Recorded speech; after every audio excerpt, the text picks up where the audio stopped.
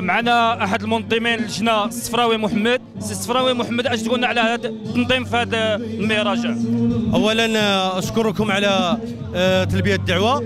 طبعا المهرجان الثقافي للتراث المحلي جاء في النسخه الاولى ديالو يعني تحت اشراف جمعيه الشرق للفنون بمشاركه مجموعه من الجمعيات.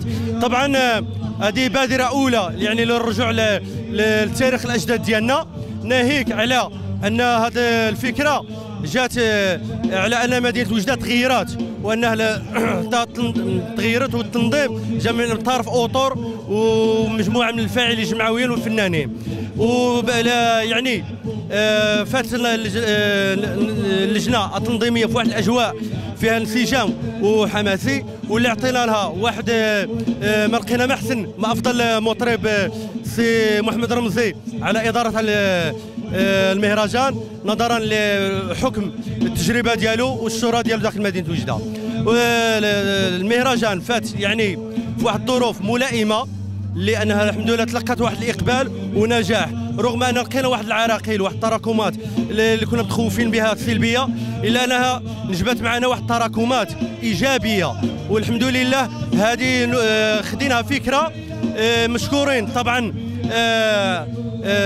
مجموعه من السلطات ولايه الجهه الشرقيه، مديريه الثقافه، يعني بصفه عامه الشكر موصول الى كافه المسؤولين.